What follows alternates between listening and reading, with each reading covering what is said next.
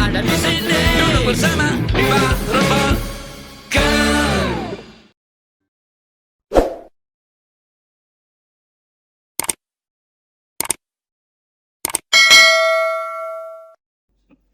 Assalamualaikum warahmatullahi wabarakatuh.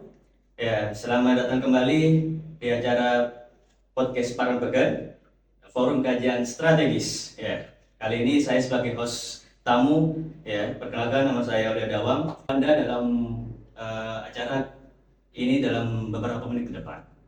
Oke, biar tidak terlalu lama, ya kali ini kita kedatangan sosok inspiratif, ya, yaitu Kiai Haji Insinyur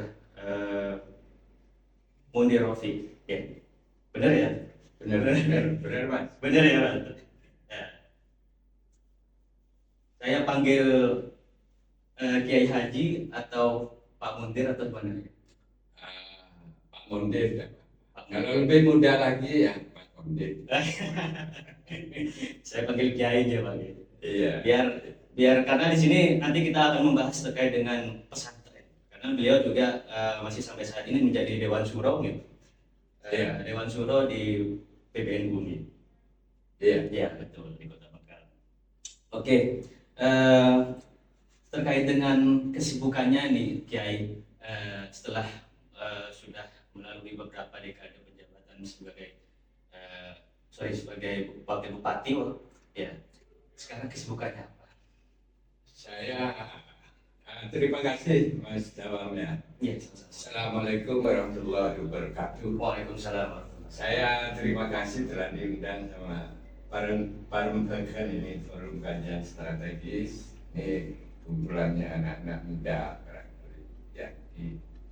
Ternyata digabung dengan tokoh-tokoh senior ya. Betul. Mas, saya terima kasih diundang untuk diskusi hari ini. Saya ini lebih banyak aktivitas itu di sosial keagamaan. Karena saya ini kebetulan jadi ketua DMI, Dewan Masjid Indonesia Kabupaten Bangka. Jadi aktivitas itu ya dari masjid ke masjid. Itu. Oke, berarti selain sebagai Dewan Syuro tadi, Iya. Kiai juga jadi Ketua Dewan Masjid Masjid Indonesia Indonesia. Kabupaten Bangka. Bang Bangkalan. Iya. Oke. Kalau terkait dengan beberapa ini Kiai, pemberitaan dari media sosial kemarin, sempat melaksanakan tanam melon kalau nggak salah. Oh iya. Jadi mungkin dari semenjak menjabat, ya mungkin ada kesibukan lain. Kenapa kok harus menjadi petani melon? Oh itu begini. Saya ini kan rumah ada lahan sedikit. Kebetulan kenal dengan praktisi melon, petani lah. Terus ngobrol-ngobrol ternyata saya tertarik. Jadi saya nanam itu aja, barangkali ketika sukses bisa ditularkan kepada masyarakat sekitar. Jadi tetap apa ya? Jadi Membaur dengan masyarakat. ya, barangkali bisa bermanfaat buat tetangga-tetangga. Kalau boleh tahu per kilonya melon sekarang berapa ya? Oh itu sekarang berapa? Kalau di harga pasar itu sekitar 12 ribuan. 12.000 Itu harga. Kalau harga di petani ya diambil gitu datang. Itu sekitar berapa? 6 ribu, 5 ribu. Sebetulnya prospek lah. Tapi untuk nanam melon itu, tapi ya harus agak betul dikit lah, agak kerja keras. Karena itu juga mungkin salah satu kiprah sebagai seorang kiai, memberikan contoh kepada masyarakat sekitar. Ya. Terkait dengan ini Kiai, sebagai tadi Dewan Syuro juga, ya, dan juga sebagai seorang kiai, jadi pastikan punya pesantren yang harus digaung, yang harus dididik. Nah, bagaimana sih suatu pesantren ini nantinya membantu peradaban atau membangun kota Bangkalan? Jadi pesantren ini kalau mulai dari pra kemerdekaan sampai merdeka sampai sekarang kan dari dunia pesantren ini tetap mengisi terus, ya, terutama di bidang keilmuan. Kalau dulu pesantren ini kan ya murni untuk memberikan ilmu-ilmu yang terkait dengan agama. Nah, belakangan ini kan sesuai dengan tuntutan zaman kan pesantren sudah mulai terbuka ya, terbuka. Ada beberapa pesantren itu sudah mendirikan sekolah-sekolah keahlian ya, Sertifikasi ya. ya semacam SMK Oh, gitu. SMK. Itu sudah terbuka. Untuk apa ya? Untuk mempersiapkan masyarakat menghadapi globalisasi. Jadi itu digabung dengan ilmu-ilmu keagamaan khususnya terkait dengan akhlak, sehingga diharapkan dilahirkan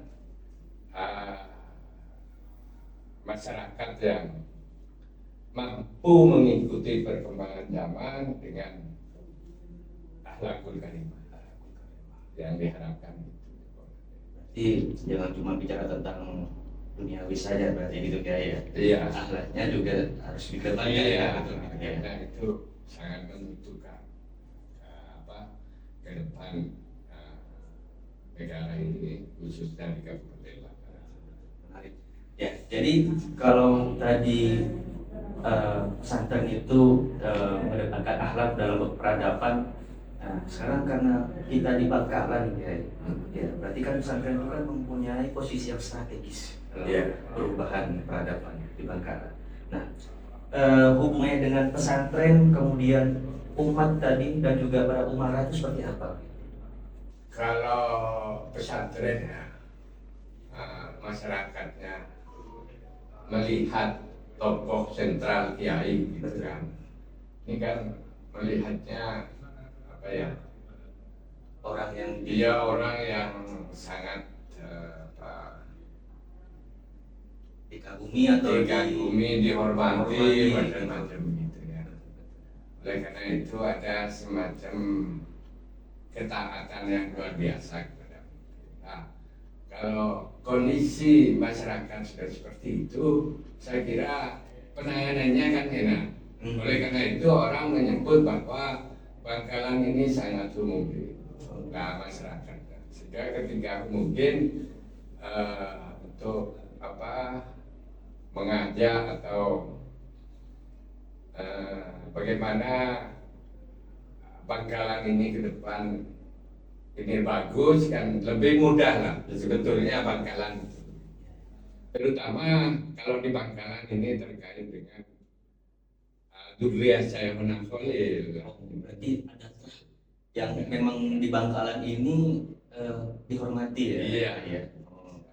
Terahnya Sayyidatul Khalil ya. Iya. Oke, jadi karena tadi seorang kiai itu menjadi tokoh yang sentral ya kiai ya. Nah, jadi pesantren dan masyarakat tuh apa saja sih yang telah dilakukan kiai dalam berpartisipasi dalam pembangunan daerah dan pembinaannya pada umat yang sudah dilakukan maksud saya oleh kiai? Ya, hampir semua hal ya, hampir semua hal tentang kehidupan kemasyarakatan, terutama terkait dengan ilmu-ilmu keagamaan.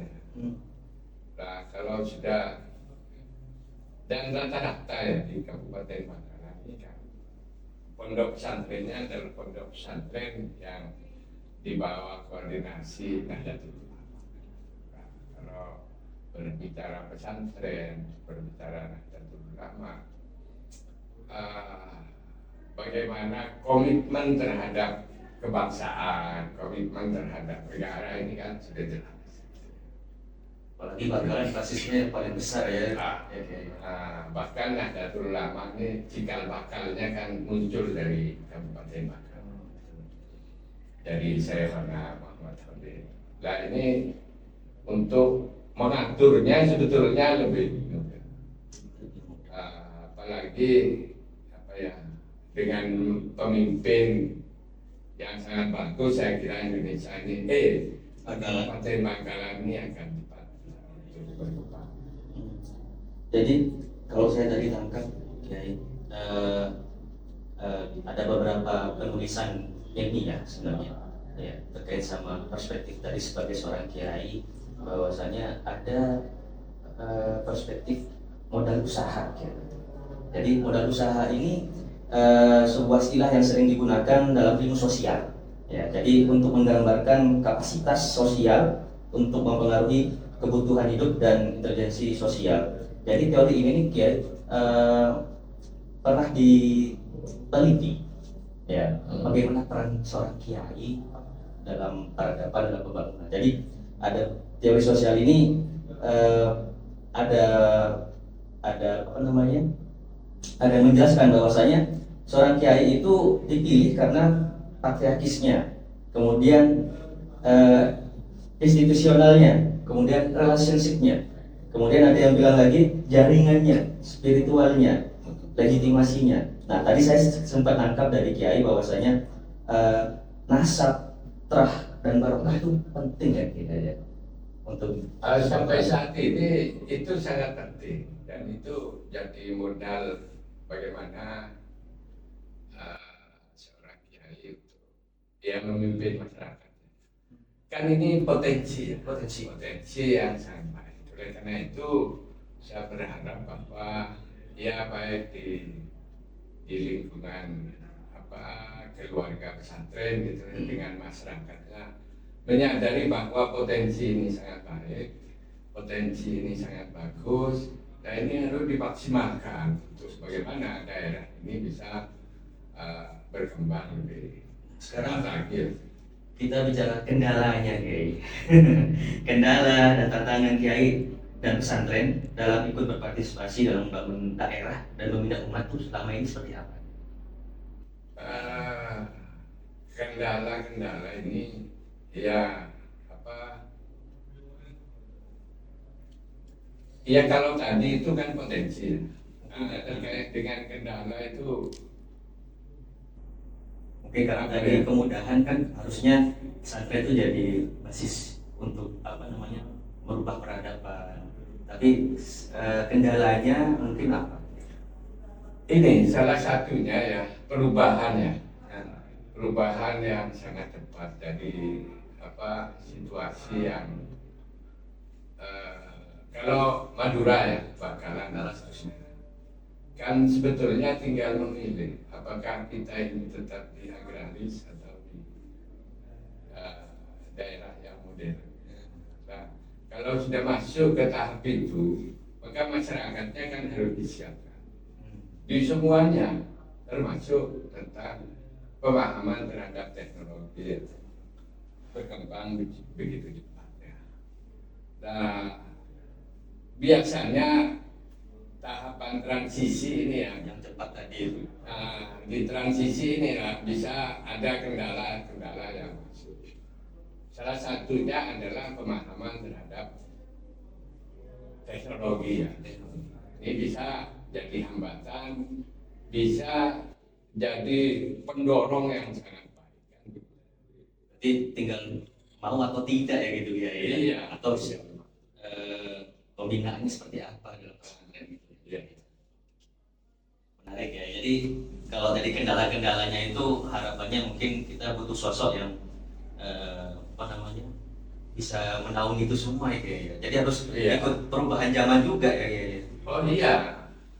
Sebetulnya bukan perubahan, jadi membaca zaman arahnya kemana. Nah, kita kan harus bisa mengendalikan teknologi misalnya. Ketika paham terhadap teknologi, maka kita akan bisa mengendalikan. Artinya bahwa kita ini jangan sampai dikendalikan oleh teknologi. Nah, ini bahaya. Tapi ketika kita bisa mengendalikan teknologi, oleh karena itu masyarakat harus paham betul terhadap teknologi. Mungkin bicara dampak buruk dan negatifnya harus difilter gitu ya. Iya. Karena teknologi nggak semuanya menurut saya baik. Oh iya, enggak, ilmu ini kan, teknologi ini kan apa? Membantu manusia untuk melakukan sesuatu yang lebih cepat. Gitu, membantu pekerjaan manusia. Salah satu contoh sederhana misalnya, kalau dulu kita masak pakai kayu, terus ada teknologi pakai kompor, terus ada, nah ini kan membantu pekerjaan manusia, kehidupan sehari-hari. Nah itu yang harus dipahami, bahwa ilmu dan teknologi ini harus membantu manusia dalam mengembangkan dirinya. Jangan sampai terkini oleh teknologi itu. Termasuk podcast Parang Beker ini Kiai. Kan membantu masyarakat Madura biar mempunyai critical thinking yang bagus. Betul. Makanya dalam bahasanya forum kajian strategis bagaimana Bangkalan ini kedepannya punya perencanaan yang lebih strategis gitu ya. Sebetulnya Bangkalan ini punya momentum yang sangat baik untuk berkembang lebih cepat ya. Salah satunya daerah terisolir terus dibuka kan dengan adanya jembatan. Nah momentum ini seharusnya dipakai untuk mempercepat kemajuan masyarakat. Seharusnya ya. Nah kalau sudah terkait dengan itu maka tidak terlepas dari pemimpin yang legal gitu ya, dalam hal ini bupati. Jadi kita harus punya pemimpin yang sangat baik, yang paham tentang masyarakatnya, dan yang terpenting adalah pemimpin yang amanah. Betul. Dan tadi mungkin mengedepankan akhlak ya Kiai, karena mungkin kalau rata-rata baik dari bupati atau wakil bupati kita nggak lepas dari peran pesantren ya Kiai. Iya. Ada seorang kiai atau yang menjabat seperti itu. Tadi menarik ya terkait sama Suramadu tadi. Suramadu mungkin Kiai pernah ada di tadi kemarin menjabat sebagai wakil bupati. Apa sih kendalanya Kiai? Kok selama ini Bangkalan setelah pembangunan Suramadu mungkin kita banyak melihat secara kritik kok tidak ada pembangunan yang signifikan? Ini kan kalau pandangan saya pribadi bahwa Bangkalan ya, Kabupaten Bangkalan ini potensinya kan kan daerah pesisir terkait dengan itu. Tapi ada potensi lain yaitu tentang Kabupaten Bangkalan yang dekat dengan ibu kota provinsi. Nah ini kan potensi daerah secara geografi kita ini berpotensi bagus kalau dibandingkan dengan Banyuwangi misalnya. Banyuwangi kan di pojok sana ya, betul. Kok Banyuwangi bisa berkembang? Dan kalau Bangkalan ini secara geografi kan dekat. Nah ini potensi yang kita punya seharusnya ini yang dimaksimalkan. Nah kalau sudah terkait dengan itu maka tidak lepas dari pemerintahan kan gitu. Sebagai dinamisator, sebagai macam-macam lah pemerintah, karena pemerintah punya anggaran yang bisa mengungkit terkait dengan aktivitas dari masyarakat. Oleh karena itu Pak Bupati ini seharusnya punya power, ya pemimpin yang strong lah barangkali kita. Amanah juga tadi ya Kiai. Ya amanah. Jadi Ini sehingga lah saya memandang bahwa kalau kita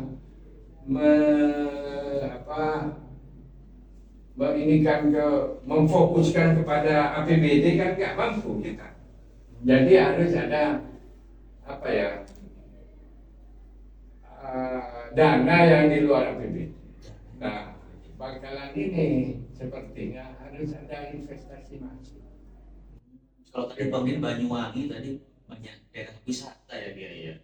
Kalau Iya, Bang- tinggal pilih apakah wisata yang dikembangkan atau sektor-sektor lain yang dikembangkan. Yang penting pemerintah ya punya keinginan, kemauan yang sangat kuat untuk memajukan daerahnya.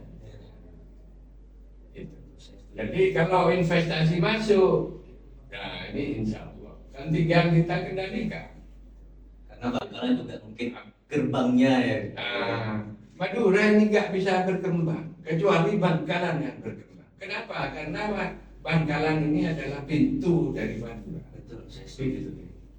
Jadi karena Bangkalan di gerbangnya ya harus mungkin masuknya peradaban baru itu harus dari Bangkalan, kemudian filterisasinya mungkin di situ ya. Iya, Oke. iya betul. Oke, menarik ya. Karena Karena sementara ini kan Suramadu itu kan masih jadi transportasi yang antar ya antar daerah belum masuk pada industrialisasi. Padahal waktu itu kan diharapkan Bangkalan ini berkembang. jadi kawasan industri gitu maksudnya. Iya. Gitu. Ini menurut saya pilihan. Iya. Yang apa namanya ya, kita mau apa mengikuti arus atau memilih salah satu dari antaranya tadi itu ya. Iya. Pada intinya tadi menaikkan APBD ya. Iya, menaikkan APBD sehingga dampaknya itu adalah dampak akhirnya, goalnya itu kan bagaimana masyarakat ini semakin sejahtera. Nah, kaitannya dengan kesejahteraan nih Kiai. Karena berdasarkan data masyarakat Bangkalan ini yang mayoritas banyak dalam kategori miskin ya.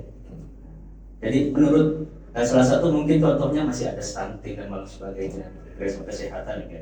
Jadi menurut Kiai, pendapat Kiai, mengapa itu terjadi? Kemudian apa yang harus dilakukan pemerintah dan pesantren agar bisa mengurangi tingkat kemiskinan tersebut ya?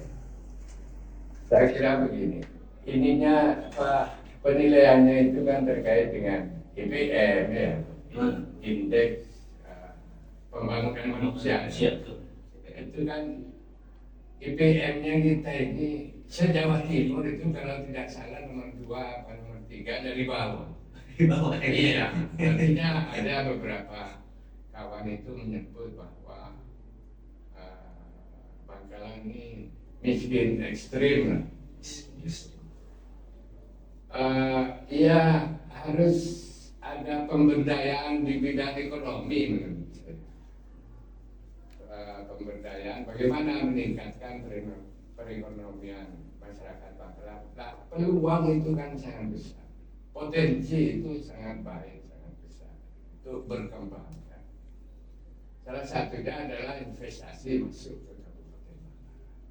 Oleh karena itu ketergantungan investasi itu sangat tergantung kepada pemerintah kabupaten. Mau mengelolanya atau tidak? Iya, karena di sana ada izin. Kan investor itu pinginnya masuk aman-aman aja. Betul.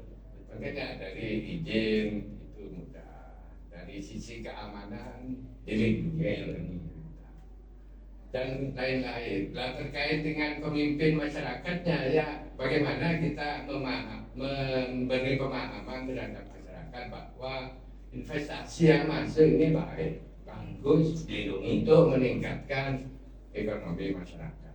Berarti mungkin pandangan guys selama ini terkait sama perlindungan ya, Iya. dan pengelolaan investasi Iya, masih keamanan. ya. Insentif yang diberikan kepada investor itu kan penting dalam jangka waktu berapa baru setelah bisnis itu berkembang dengan baik ya baru hitung-hitungan pemerintah apa yang harus menguntungkan kepada masyarakat itu. Tapi yang pasti dari awal kan ketika ada investasi masuk bahwa paling tidak ada penyerapan tenaga kerja yang banyak gitu. Itu efek. Terus efek dari itu nanti dari tenaga kerja yang banyak ini kan akan efek kepada keluarga-keluarga di sekitar. Saya kira akan baiklah ketika ada. Lah sekarang para pengusaha itu mikirnya panjang tuh masuk ke Kabupaten Bangka. Nah ini yang harus dicermati oleh pemerintah kabupaten, khususnya pemerintah kabupaten. Makanya beri waktu saya berbicara pernah ketemu Gubernur Jawa Barat itu di mana investasi itu bisa masuk? Ya jualan, bupatinya itu harus jualan. Iya, artinya menawarkan bahwa Bangkalan ini punya apa gitu. investasi di Bangkalan itu sangat baik. Nah, semua termasuk terutama menurut saya keamanan. Wah belum apa-apa sudah didemo, ini kan berat. Perusahaan mikir Pak, ini gangguan-gangguan belum invest uang dimasukkan ke sana ketika perjalanannya sudah ada ria-ria, tidak mau ngambil resiko investor itu. Karena risikonya besar ya Kiai. Iya. Mungkin juga pendapatannya nanti ke depannya juga rendah. Jadi mungkin ini nggak bisa jadi sebuah hal yang saling menguntungkan ya Kiai ya. Betul. Ya, gitu. Karena saya pernah melihat ini Kiai dari halaman webnya Setda Bangkalan.id itu pernah dilakukannya terkait sama ini ya pembinaan dan juga pemberdayaan UMKM ya. Nah, jadi pernah ada sebuah program One Pesantren One Product ya. Nah, yang waktu itu juga dihadiri oleh Pak Bupati. Nah, jadi kalau saya lihat sih batasan-batasan yang tadi, rencana-rencana tadi yang dilakukan oleh pemerintah Bangkalan terkait sama peningkatan UMKM ya. Harusnya apakah itu juga dimasukkan oleh investor dari luar ya? Karena kalau saya lihat dari program One Pesantren One Product itu ada 4 pesantren yang ikut kalau nggak salah. Makanya begini, menurut ini pandangan aja. Pandangan.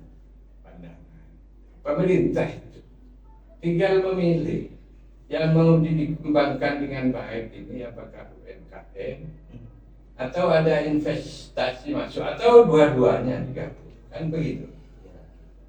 Nah, ketika memilih salah satunya ya harus komitmennya harus sangat besar. Jangan ada one pesantren, one product, cuma konsep aja. Setelah itu selesai. Ini kan nggak bisa jalan. Jadi mulai dari konsep perjalanannya sampai menguntungkan gitu ya kalau dalam bisnis ya harus dikawal terus. Makanya anggaran di APBD itu kan bisa dibuat untuk berkesinambungan gitu. Berkelanjutan. Berarti kalau berkelanjutan juga bicara maintenance tadi juga kurang ya Kiai ya. Iya. Jadi ia dibantu semua lah untuk ini. Itu kalau mau mengembangkan. Kalau mau investor masuk ya kasih jaminan investor bahwa ketika masuk ke Kabupaten Bangkalan aman deh, kan tinggal gitu. Betul. Ya, jadi menarik. Jadi kalau kita bicara investor tadi yang juga pemerintah Bangkalan harusnya seperti ini. Nah, ini berkaitan dengan catatan sejarah Kiai.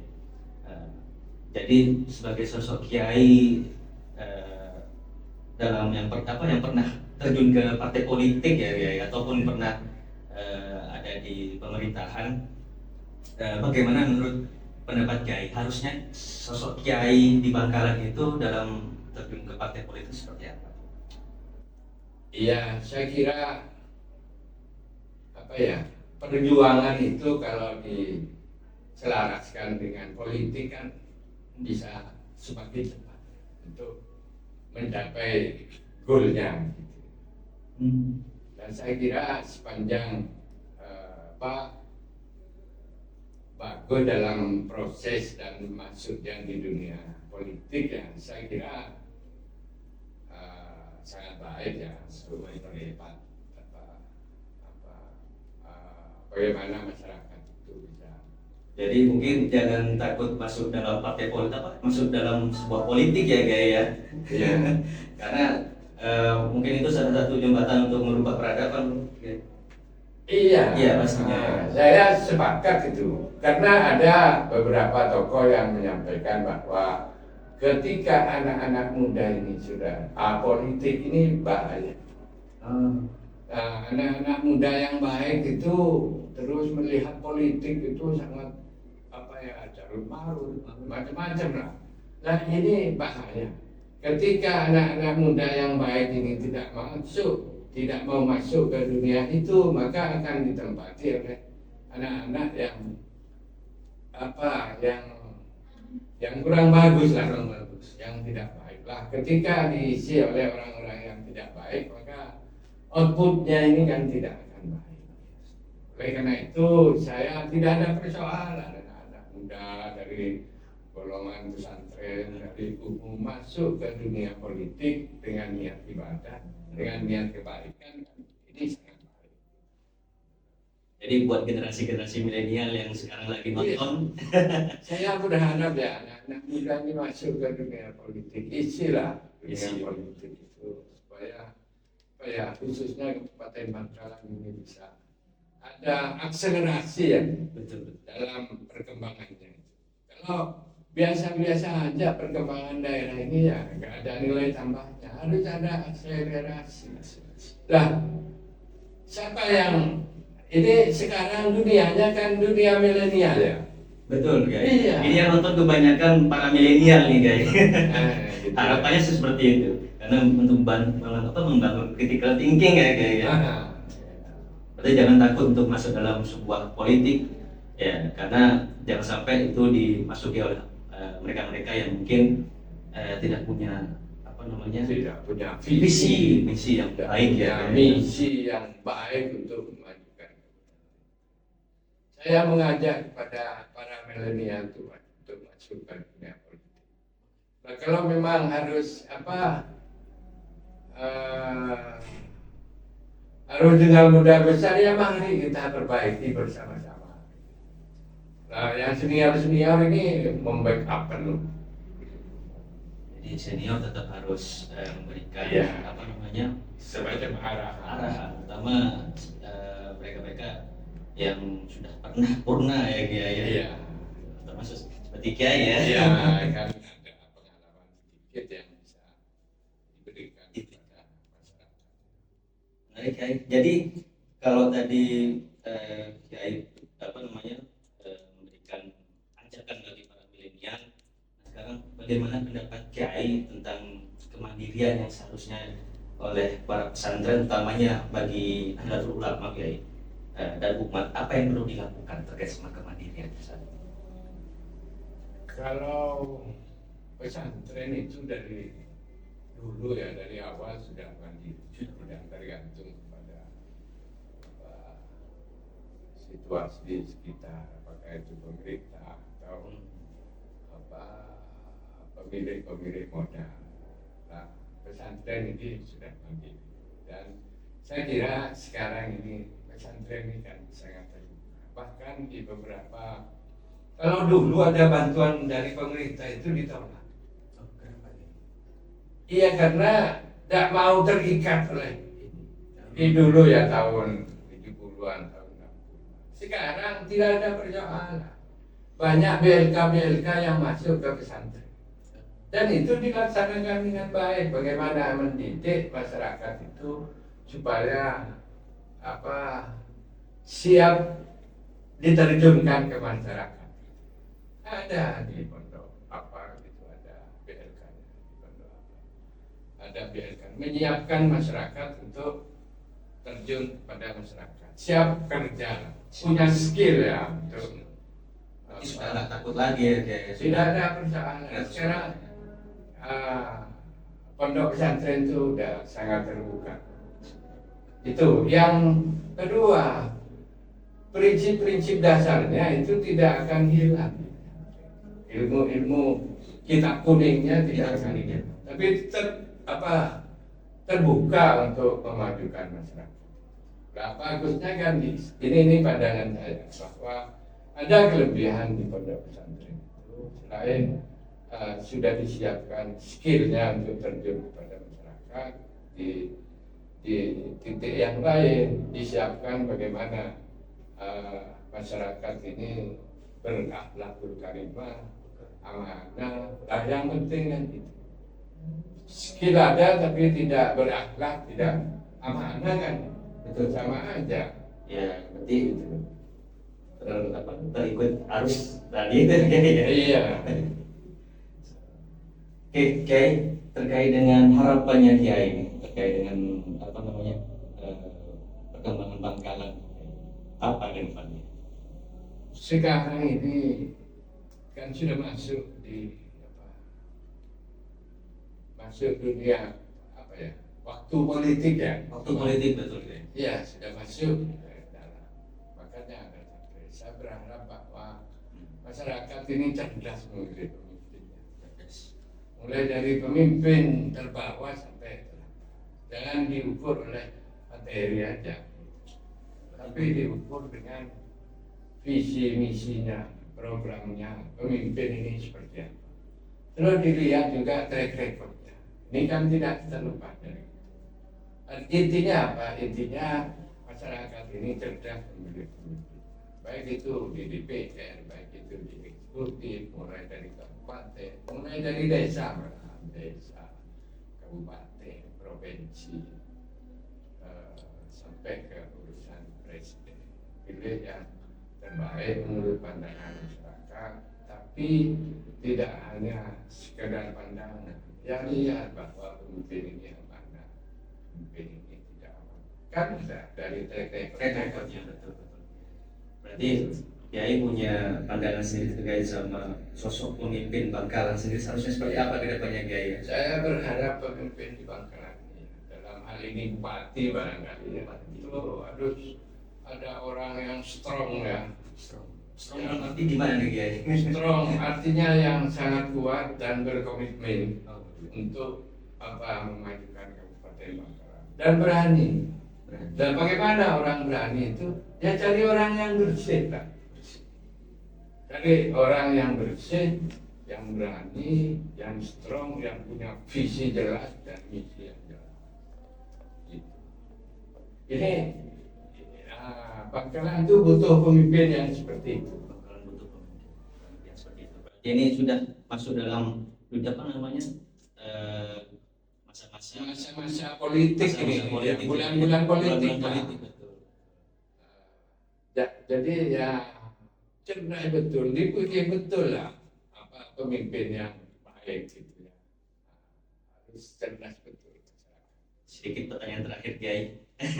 Kalau tadi bicara terkait sama sosok pemimpin ya, Kiai kan sekarang sudah dalam posisi apa nih Kiai? Saya bingung, hijrahkah atau hiatuskah atau seperti apa Kiai? Apa ada keinginan itu nanti ke depannya dalam itu? Kalau apa ya, yang aktif di politik, orang yang aktif di politik itu kan tidak pernah pensiun. Ya. Sampai tua, sampai mati itu ada ini ya, tidak pensiun lah. Pensiun. Iya. Berarti kalau tadi saya tangkap Kiai sudah di posisi mungkin yang memberikan contoh Kiai ya. Memberikan contoh. Tadi karena sempat saya menangkap bahwasanya para milenial harus berani masuk dalam sebuah politik. Iya. Harus milenial yang memperbaiki. Nah, kita ini kan ada generasi milenial. Setelah milenial ini apa? Generasi Z ya. Alpha beta nanti guys. Makanya sekarang milenial ya. Sekarang generasi Z kalau nggak salah. Z sudah masuk Z, milenialnya sudah di tataran sudah ready untuk jadi pemimpin kan gitu Pak. Bisa Kiai. Iya. Yang muda-muda harus masuk juga lah. Yang senior seperti saya ini nanti tinggal mengawasi, mengarahkan, ada di dunia ini. Di tempat itu ada saya yang semacam seumur saya lah. Iya. Sehingga betul-betul ada penggabungan antara yang muda dan yang senior.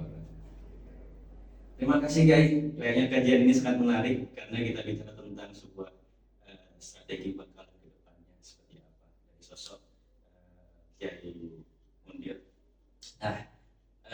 kasih Kiai sudah datang Ya. ke podcast Parangpeken. Ya, jadi harapannya banyak sekali bagi Bangkalan untuk merubah peradaban. Mulai mungkin dari sosok seorang Kiai itu harus seperti apa di Bangkalan. Oke, terima kasih semuanya. Mohon maaf Kiai kalau ada kurang dan Ya. salah kata dari saya sebagai host tamu kali ini. Saya terima kasih banyak ya sudah diundang ke Parangpeken. Ya namanya rebek-rebek, ini Betul. kan rebek-rebek. Betul. Tapi bahwa forum kajian strategis ini penting ada di Kabupaten Bangkalan itu bagaimana Bangkalan ke depan ini semakin baik. Terima kasih saya sudah diundang. Assalamualaikum warahmatullahi wabarakatuh. Waalaikumsalam. Viva Rembang.